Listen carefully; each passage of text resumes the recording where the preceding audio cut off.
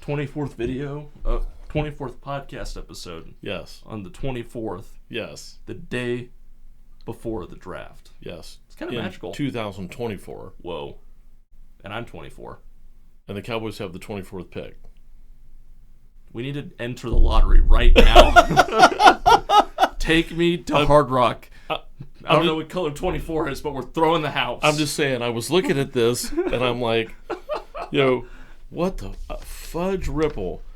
The 24th podcast on the 24th day of April in the year 2024, and the Cowboys had the 24th pick.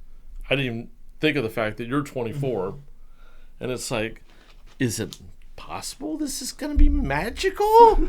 It sure seems so. Man, if we would have waited 10 fucking minutes, we would have done it at 4:24. Oof. Oh. Wow. Well, so you can go into it whenever you want. There's too many funny numbers there. Yeah, there you go. Something. Well, welcome to the Coy Pond. I think we really just did the intro there, but we accidentally did it. Yeah, I love it. No, that's perfect. It was natural. I was like, I don't know if Collins even noticed what the 24 thing. No. That's what I was. That's so when you're like, I was like, yeah, let's lead him with that. No, that wasn't even intentional. I was just making a joke, but again, so funny. It works. The 24th podcast, Collins 24. It's April 24th in 2024. The Cowboys have the 24th pick. It's just insane. Well, I think, it's going to be magical. Off we go. Yeah. Welcome back, everyone, to the 24th episode. Draft day special, and we're getting right into it. It is so exciting. The draft is just like Christmas to me. He's been talking about it nonstop for days. I have probably done 150 to 200 mock drafts.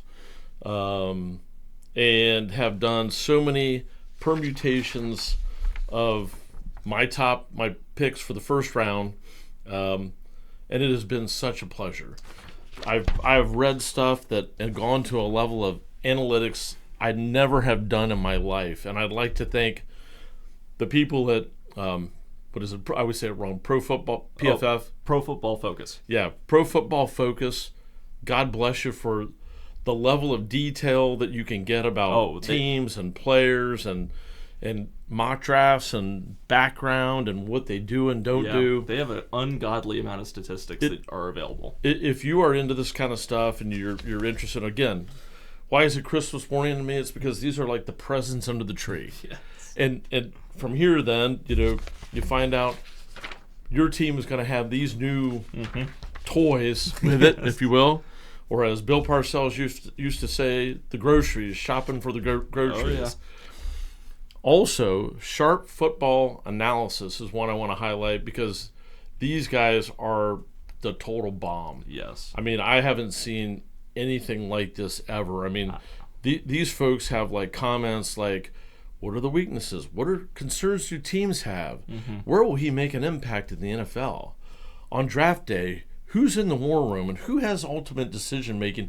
I've never seen this level of knowledge in my life. And it's fascinating as hell. Yeah, no, he told me about the website, and they'll both be in the description below if you ever want to check them out. But regardless, I mean, the level of detail that these companies get into, whether it's right or wrong, it comes at it. It's such a I don't even know how to describe it. Level of detail that I've never seen talked about. And the average person probably doesn't care. No. But if you're nerds like we are about this sort of thing, it's a beautiful thing. Yep. Like he said, it's Christmas, and baby, we're getting 32 new toys tomorrow. That's right. In Colin's favorite podcast, besides this one, of course, Pat McAfee show has been fantastic during this whole process. Their show will be amazing. And I want to highlight two guests that they had that have been really interesting in preparation for this upcoming draft tomorrow night. Yeah, tonight if you're watching, when you're watching this. Yep.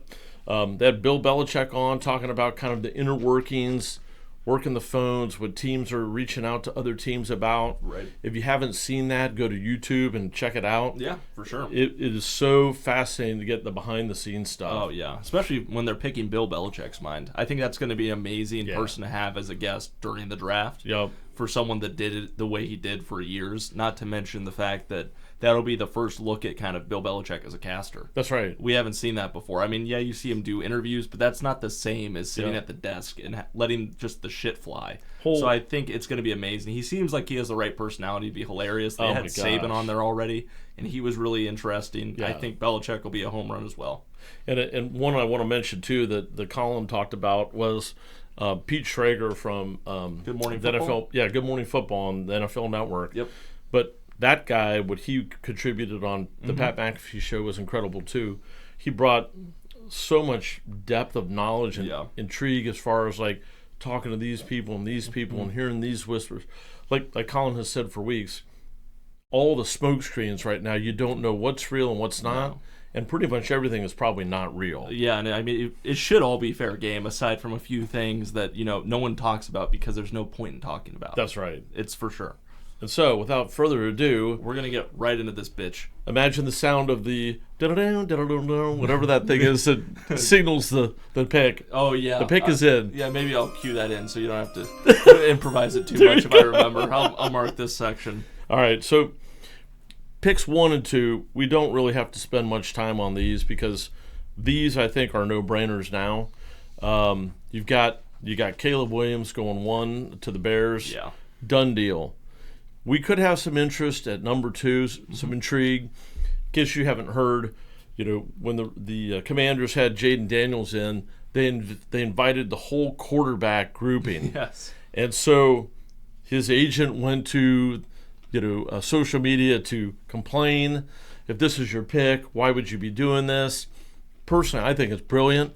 And according to Bill Belichick, it's something that teams frequently do because it makes way more sense to have a group in than have one person in at a time. Right, and you want to see more than just that person in an interview-style environment or showing them around. You want to see them in a social environment and see how everyone talks to them and what that's like. It makes total sense. Sounds like they took him to Topgolf. Yes, did that was some the other Topgolf things. One. Yes. And I think when we actually heard from Jaden Daniels, it was a great experience. Yeah, So I think it's a really good thing. Right. I still think Jaden Daniels, who is the best deep thrower in this draft, I still think that's who Washington wants to go with, and he has the mobility to scramble and run around.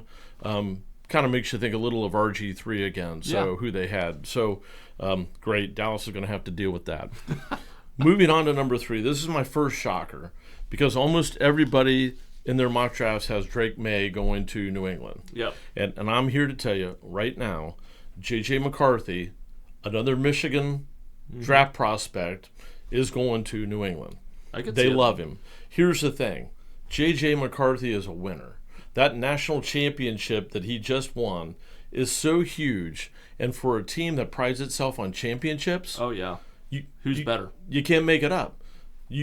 These other guys are statistically great, and maybe they'll be successful. Right. But I'll tell you what, the intangible of the winner and the mental toughness, and we know Jim Harbaugh is not an easy coach to deal with. Right. I have to believe he has prepared him thoroughly for the next level, having had pro level, NFL level experience. For sure. New England is going to be celebrating J.J. McCarthy, and again, not saying he's Tom Brady, but here we go with the Michigan connection, right? Yeah, exactly. So there you go. The story kind of writes itself in that front when you think of it that way. It really does. And I found an article, because this morning on NFL radio, they were going on and on about J.J. McCarthy to the Vikings. Maybe that happens in this love fest, but New England's not trading that pick. No. And so I just think at the end of the day, they go with the winner. Right. I could see that for sure. Yep. The Cards at 4, I think they stay put. They have been pretty consistently talking about they want a top-level receiver. Doesn't get any more top than Marvin Harrison Jr. Yeah, for sure. And they haven't had that kind of guy since Larry Fitzgerald. Right, and I think there's been stuff come out that says that he wants to go to the Cardinals as well. So that feels like a perfect pick there. I think that's a done deal. We got our first trade at 5. Yep. So in my take, Chargers have some needs. Yep. Right? Jim Harbaugh is going to try to take care of much of that as he can. The Vikings got to get a QB. Yep. Got to. They got. I mean, Sam Darnold is not going to do it for you this year. Right. So they trade 11, and 23 to the Chargers for 5. I could see that. It's been talked about a bunch, for sure. And so the Vikings take Drake May at 5, and off they go. That makes sense. A lot of discussion at 6 about the Giants trading up for a quarterback. Right. I think that Daniel Jones, I think they give him one more year contract-wise that fits. Yeah. And he really hasn't had a top-notch receiver with him for a while. Yeah. So I think Malik Neighbors is arguably 1 or 2. And, 1 or 2's already gone off the board, so there he is. There he is. So there we go. I think that's how that falls into place. Number 7, Tennessee. We got the Callahans, Brian and Bill Callahan. Dad is going to be in his ear about, hey, you can't do anything without a line protecting your quarterback. Right. The best guy on the board, Joe Alton. Yes. For a tackle. No Best doubt. guy on the board. So that's where he goes, I believe. Edge rusher Dallas Turner goes number 8 to Atlanta. Atlanta has been looking for a real pass rusher for a long time, as Jay just mentioned to us. Yes. So, Jay, I think you're exactly right. I think that Dallas Turner's the real deal. Yes. And they take him at 8. I like it. Bears. The Bears stay put. They've got that number 1 pick with Caleb Williams. Mm-hmm. Now they go to 9. And what better to get with a new quarterback than a highly talented receiver? Yep, they've already added to that room. Adding that rookie piece to the veteran room will only help them more. Exactly. So Rome Odunze goes to the Bears at 9. And those two probably going to have a hell of a career together, Yeah. I would imagine. And hopefully turn the Bears around. Yep. So number 10, the Jets. I think Brock Bowers goes here. It makes sense. I think Aaron Rodgers, another talented weapon to put around him. Yep. They do need to look at the tackles. Yeah. Because both tackles, left tackle Tyron Smith, right tackle Moses from the Ravens last year. Yep. Both have injury issues. But this is a tackle deep draft, and you're not going to take a top-notch tackle when you got those two starters. You want somebody that you can develop behind them. For sure. So I think they go with the playmaker here, Brock Bowers. I like that. And there you go. Easy peasy. Number 11, the Chargers. Ooh. We know they got a wide receiver hole to fill. Wide hole. And so what do? Brian Thomas Jr., most people have him going much lower on the list. Mm-hmm. But I think it kind of pulls him up to the top based on Marvin Harrison and Neighbors and where the Chargers are there. He may not be there when they pick it 23, so they go ahead and get him now. Yeah. And I think I like it. Never look back. They have to get the next best wide receiver. That's right. And things happen. Yep, exactly right. We got Denver at 12, and they're forced, I think, here to go with Bo Nix because there's no guarantee he's going to drop to them in the second round. Nope. They don't have a second-round pick. Nope. They simply don't have the capital to make the move up to get anybody. Nope. And so they do the best thing they can do. And Sean Payton is not going to sit idle and tank a season just with that. And Colin will put this up, but Broncos quarterback room, as it sits at this moment before the draft, Jarrett Stidham, Zach Wilson, and Ben DiNucci. Man, that sucks. That simply is not going to work. And so that's a college team. It may be a little bit of a reach here for Bo Nix, but again, when it comes to quarterbacks, you're screwed if you don't have one. Oh, yeah. And clearly they don't have one. They have a hole to fill, and they don't have enough time to wait. Yep. Number 13, the Raiders. They take Quinyon Mitchell, the best corner on the board. I can see that. Best cornerback overall, actually. And you could argue they could take a quarterback there, but again, I think Mitchell is a top-level talent. Right. And best player available wins the day. Hell yeah. They deal with quarterback another way. Yeah. I think. It sounds like they have options behind the scenes. And they do have a couple. They have Aiden O'Connell, yeah. And I think, again, he wasn't horrible. They could maybe go a year or two with him and make it work. Exactly. So we'll see what transpires there. At number 14, we have the Saints. and they lost their right tackle. I forget his name, from Wisconsin. Oh, shit. Ramerzik, something like that. Sounds close enough. And so they got to replace that whole bad. I mean, Derek Carr needs all the help he can get up front. Yes. So they take Olu Fashanu. I think he's going to be great for them. At 15, we got the Colts, and they need secondary help. Yeah, they do. Terrion Arnold from Alabama, and I think that'll prove to be a great pick for them. Heck yeah. So, you want to pause here, maybe just hit a couple. Yeah. Let's hit a couple tidbits. Perfect. Let's see, what do we have?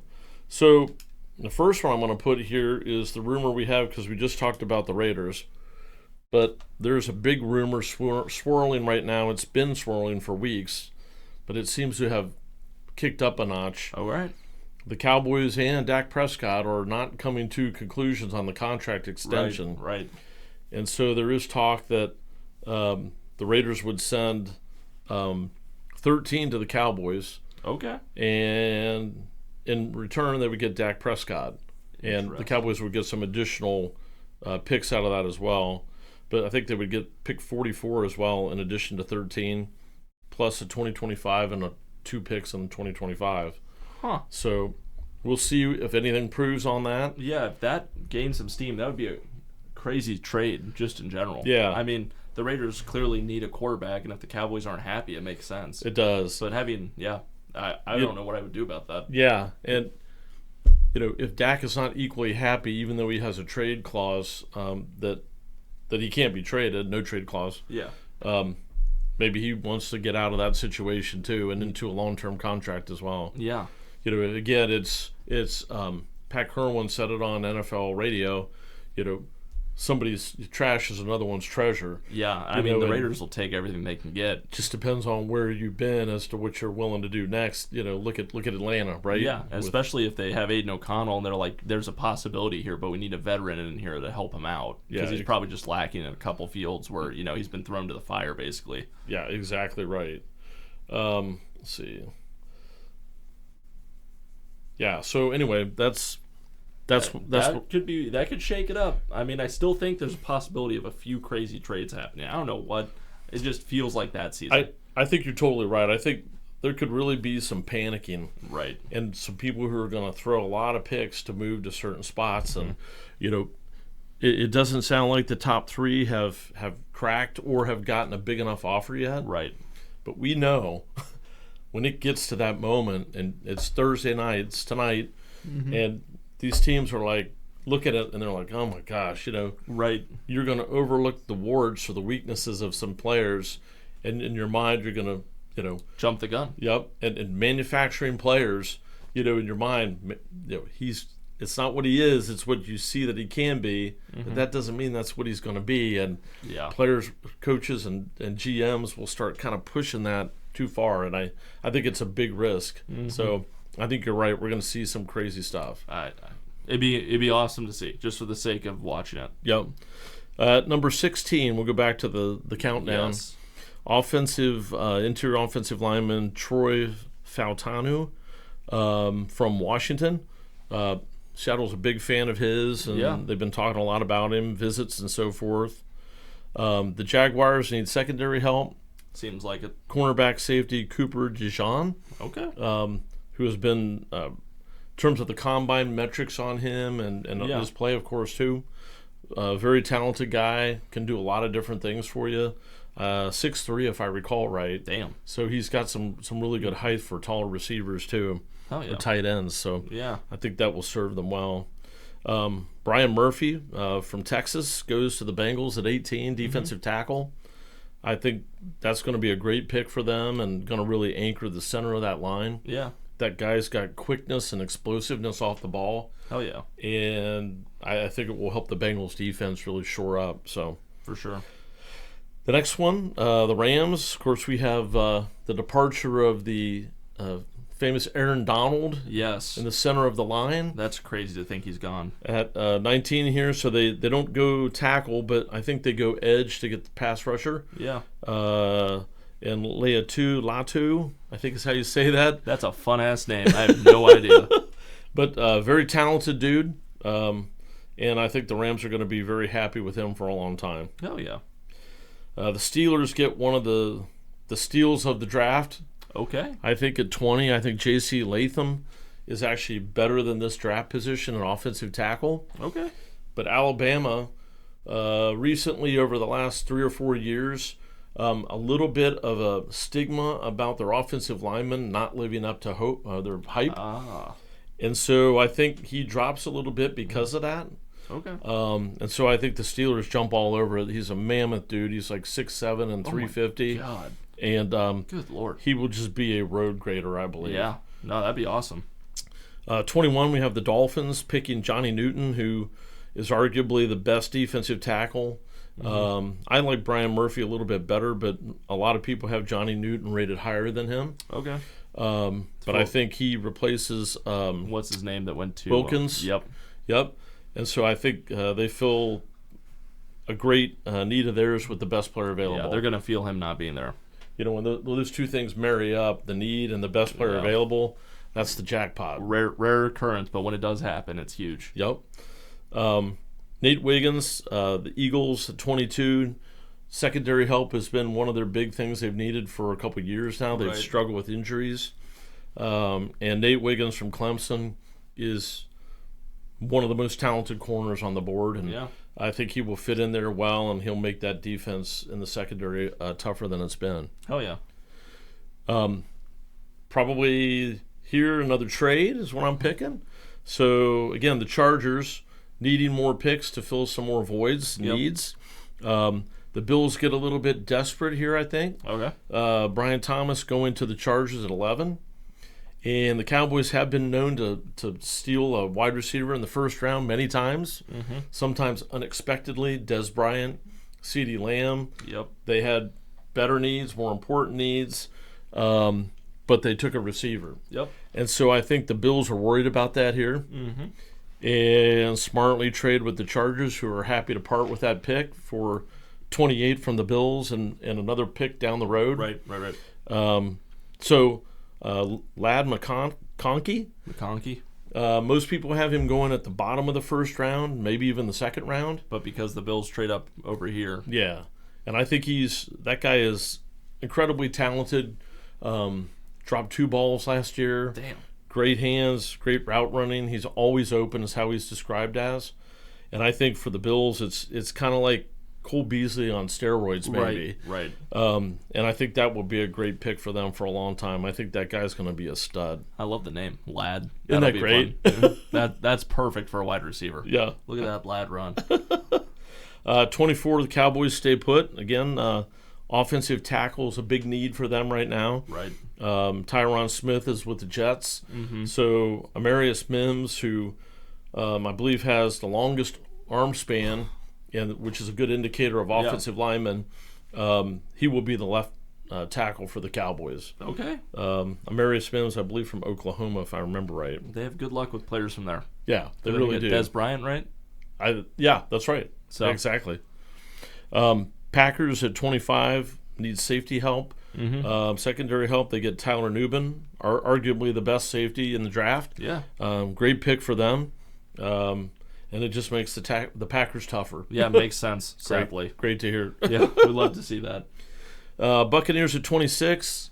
They're looking to replace who's the guy that went to the Devin White. Yes. I don't remember offhand where he went. Can't remember either now. But they do need. But he's gone. He's gone. But they do need pass rushing help. And Jared Verse, who's had a little bit of a question mark about him for some injuries. That's great value for them here. Right. And if he's healthy, he's going to be a menace. Okay. So I think that's a great pick. Down at 28, the Chargers, of course. Did we skip the Cards? Oh, I did. Sorry. Thank you. I only recognized the name, so I was like, Chop. Yeah. 27, the Cards. Chop Robinson, the edge from Penn State. Great first name for an edge rusher. Yes, it is. Isn't that perfect? And the Cardinals, again, a great draft if you look down for them. I mean, Marvin Harrison at 4. Yep. And then they come back and get the pass rusher that they've been after down here at 27. Get both sides of the ball. That's right. Now 28. So this was with the trade with the Bills at 23. Yep. And they still come down and get an offensive lineman, which Tyler Guyton, he's going to play right tackle for them, which is what they need. Right. And who's the the offensive coordinator that came from the Ravens? Oh, Dunze? No. What is it? Greg Norman. Sorry. Yeah. Yeah. I was thinking of Dunze. Well, because I said Roman. No. Yeah. That's what I ticked you the wrong way there. But yeah, Greg Roman, huge into the offensive line, being solid, and again fits right in at right tackle. And the Chargers pick up another mid-round pick. Yep. So they've probably gained from both of these things probably a couple of maybe a 4, maybe a 6, something like that. So I could see it. Lots of needs that can be addressed out of that. So, right. I like it. Yep. 29, the Lions go with the best cornerback remaining on the roadmap there, Kool-Aid McKinstry. What a great name. They're even better. They just keep getting better as the draft gets on. Even just for the name, right? Yes. I mean, and this guy's a great corner. He can play man. He can play zone. I mean, assuming his game plays half of his name. I mean, that is a solid, perfect Dan Campbell player just off the name alone. I could see, if that guy turns into a prime stud. Oh, Kool-Aid's when they coming do the out introductions, with Kool-Aid's here. Flavor. Yeah. All kinds of, the amount of I mean, Sauce Gardner has a B-Dubs deal. Makes complete sense. Right. I mean, we're looking at an absolute Kool-Aid deal. No doubt about it. 30, we have the Ravens, and they go with the interior offensive lineman, Graham Barton. Mm-hmm. Great interior lineman, can play guard, center, both guard positions. And for the Ravens who need to do a little retooling of the line. Right. They lost a couple, yeah. He becomes a great anchor for them. At 31, the 49ers, again, kind of the middle of that line. Yes. Powers Johnson can play both guard and center. Mm-hmm. Center is definitely something they need to upgrade. Yeah. And it will help them in the running department. And Powers Johnson from Oregon is a great, solid prospect. Yes. The last of the first round, 32, the Chiefs. And they get Tyreek Hill back, essentially, here. So the speed burner that takes the top off the defense. Right. The fastest guy ever in the 40 at the Combine is Xavier Worthy. And couple that with the issues with Rice. Yeah. It gives them another receiver to kind of help whatever turns out to be. Yeah, all the more than likely extracurriculars. Going to be a suspension there, I would think. So. And just to go back to Kool-Aid McKinstry, I was thinking about this while you're talking. Detroit Lions lemonade, make it blueberry lemonade. Yeah. Blue, perfect marketing. Kool-Aid, you can use that from me. But yeah, I love the mock draft. I think this is without a doubt some of your best work. Thank you, sir. Thank you. I have good feelings about this. And just to summarize for any of the betting people out there, if you're okay. Please, yeah. Right now, I only use FanDuel. DraftKings probably has better stuff for the draft, honestly. FanDuel's looking pretty brim for it. You can pick who goes, I think, from 3 to 10 exactly, and get the odds there. I'll let you do that research on your own. I have no particular opinions either way. But just to group it all up total-wise, in the first round, we've got 5 quarterbacks going, 6 wide receivers going. We've got, I believe, if you tally it all up, 6, 7, 8 offensive linemen going, 4 edge rushers, 1 tight end, 5 cornerbacks, and 2 defensive tackles, and 1 safety. I know that as of right now, there's 3 position groups you can bet on. And let me just pull it up, honestly. That'll make this a lot easier than me trying to rack my brain for it, and I've got it right here. No worries. Yeah, so total number of cornerbacks you can bet on right now, it's at 5.5. Of course, we got 5 because Kevin's sharp. Offensive lineman's 9.5. We've got 9, I believe. And defensive lineman is 6.5, and we've got 6. And that's all the favorite stuff that you'd end up picking, which not much value. Just thought I'd throw it out there for anybody that wants to know it. That's awesome. Sadly, maybe there'll be more specials tomorrow. We're just not going to see them today, so I can't give any opinions. But they usually have specials on someone to go in the top 15, someone to go in the bottom 5 of the first round. Like, there's more specials in that regard than just, like, who do you think goes where? Because that's boring. So hopefully they come out with some of those tomorrow. I will for sure be keeping my eye out for it, for most of you know. But exciting stuff.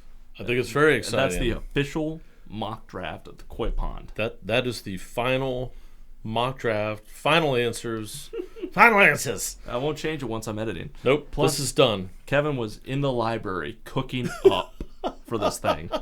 He had put a tremendous amount of hours into this. And maybe maybe I'll send you a snapshot of this. You can put it up to just show the permutations of the list and the ever evolving draft list. But it's so much fun. Yeah. It is the best thing. It's so therapeutic to like go through all this. And I was telling Colin before we started the podcast, you get all the way through it and you find somebody that doesn't fit, and it's like, shit, I got to redo this. That doesn't make any sense. They'll never draft a punter in the first round. The numbers, what do they mean? Two quick things. Yes. Matt Ryan officially retires from the NFL. I don't know if that was new news or not. It is officially a Falcon. So, you know what? Congratulations on a career done. Yes. Right? No slight to him. It was a career. That's right. And the final thing, if you haven't seen the Texans new jerseys, yes, those helmets. There is one that they have blue on it on the jersey. It's like the number right on the outline. Yep, and it's pretty damn sweet, and the helmets are pretty cool too. I like the direction, and we might as well sidebar. We're at 30 minutes now. Okay. If you don't mind sidebarring into uniforms, because this is something we're both passionate about. Please do. If you're only here for the draft, fuck right off. We're going to talk uniforms. This last 10 to 15 years, in my opinion, when we look back in 40, will go down as the boring era of NFL uniforms. They've been terrible. There's been nothing exciting about a uniform except the last name on the back of it. Yep. I think we're finally seeing people try and make exciting uniforms. Yep. Not the color rush bullshit that they tried where we end up getting Christmas colors and the Jaguars look like shit. White on half the teams that don't want to be creative. The Texans trying this out, and it hits. I mean, almost every uniform they have now is sweet. It's hard not to be a Texans fan. Yep. If your team doesn't naturally have cool colors, right, there needs to be an attempt made. There needs to be any sort of design change. Like, for instance, the Broncos. Uniforms are shit, but they tried. I'll give them props in that regard, because just try something. And if it doesn't work, try it the next year. Yeah. It feels like all these uniform regulations that used to constrain teams are gone. Well, and I don't know if you saw it or not, but the new change this year is you can now have 3 helmets. Yes. So now they've got that alternate helmet. So now you can really go nuts. And Houston blew it out of the water with that age. Yeah. I mean, it's an incredible jersey. So the first thing is, in the NFL, like you said, has been so slow to make these adjustments. Their revenue. I've been so irritated. Yeah. That's why third-party markets are doing so well. Yeah. The big billionaire owners, I don't understand. Make uniforms constantly. Yes. Change them 4 games. Every 4 games, put a new uniform out. We would buy the shit. Yes. And if you slap on anything that says limited time, yes, it will sell out. Yes, so quickly. Back in the 80s when I first became a real big football fan, and you could just get one this and one that. I'm like, you people are stupid. Yes. I mean, us idiots will buy all that shit if you make something half decent. And the MLB tried with their City Connect uniforms, and half of those are pretty good. Some of them aren't as good. I like that at least, but like the NFL could do so much if they just let just a little bit more customization where people don't feel like they're about to get fined. Yeah. Given was it the Titans last year got the Oilers stuff? Yeah. And then they got the trademarked from Houston, so then they had to dumb it down or something. I think so. There was some weird thing there, but that was a good first attempt. I think the Texans probably should have had those uniforms, but I agree. You get the idea. Have you seen the Browns' new helmets? What the hell? It's like a white face mask? It was a white. It's a white face mask now. It was a dark face mask before. I mean, and I've seen that. We'll put that up here. Yeah. Because I got one of those pictures with all the helmets, and it's like, what do you think about these? And I'm like, such styles.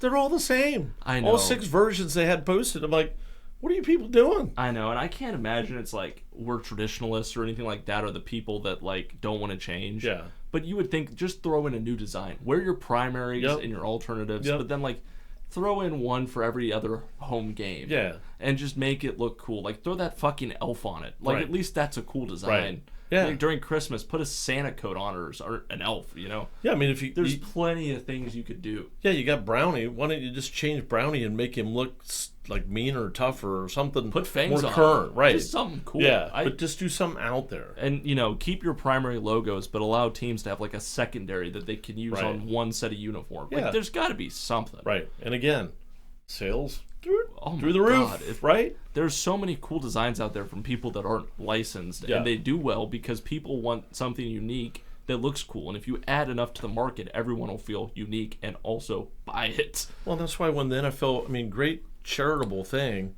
my cleats. Yes. But, okay, so we're going to Only fancify the cleats and not anything else. It's And like, ugh. It's like it is cool to see those designs, and it's Yeah. wholesome. Most players do something Unique noble, and- and it's Yeah. unique. But let the teams do it for the jerseys. Right. And I you know, agree. maybe we're getting there slowly, and Yep. it's just one of those things that the NFL's just slow So to change slow, on, so and it is slow. what it is. And at least we're seeing progress at the end of the day. But holy fuck, they're missing on an entire market. It feels like. I agree. Yep. I just had to agree. get that off my chest. Nope. We Thank you. brushed on it. That was a great topic, for sure. I like that. And it's timely because all these uniforms were just unveiled in the Yeah. last couple weeks. Yeah, for sure. I think most of these even maybe this past week. Yeah, you're right. So it works out. You get our takes on that. Not Right that you on. asked for it, but Yeah, I think that's pretty much it. We hit right at the 35-minute mark. that's awesome. Well done. You did Perfect that timing. extremely fast and very. Try to be efficient with it Yes, and you get were through it very all. efficient on it. There's a lot of information to get to you. I want you to be ready for the draft. If you're watching it, I want you to have a great time.